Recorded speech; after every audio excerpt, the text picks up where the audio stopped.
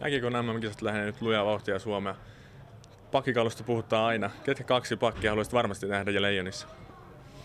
No jos nyt ihan vapaasti saisi valita, niin kyllä se tietysti Kimmo Timonen ja Sami Salo varmaan olisi.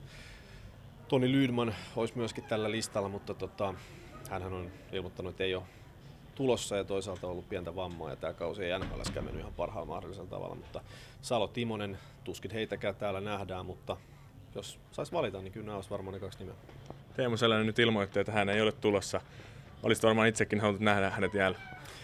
Ehdottomasti. Mulla oli suuri ilo ja kunnia käydä Anaheimissa tuossa maaliskuussa juttukeikalla. Tapasin siellä Anaheimin suomalaiset, muun muassa Teemu Selänteen ja Saku Koivu.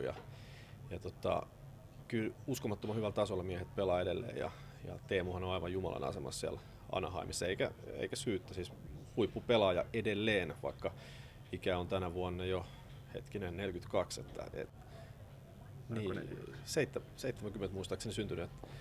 Tulisiko jossain kohtaa 42 täyteen? No en tiedä, mutta yli 40 kuitenkin. Ja huikea mies ja huikea pelimies, huikea persoona. Kyllä semmoista karakteria olisi tuohon joukkueeseen tuonut, mutta ei auta itkeä. Kyllä siellä hyviä pelaajia on, mutta tällaista niin Teemun kaltaista tykkiä nyt ei tietysti saada. Jos saisit vielä päättää yhden pelaajan, kuka tulisi Leijoniin, niin kuka se olisi?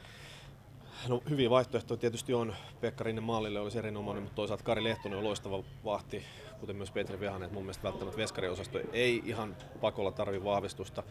Pakkipuolelle tietysti, niin kuin sanottu, Timonen Salo olisi loistavia vahvistuksia, mutta semmoinen, mikä nyt voisi ehkä olla realistinen ja mikä olisi ihan loistava vahvistushyökkäys, vähän olisi Valtteri Filppula, että aivan uskomattoman hienon tasolla pelannut tällä kaudella Red Wingsissä, on koko ajan niin kuin vaarallinen, saanut paljon vastuuta ja pelaa ylivoimaa, on monipuolinen.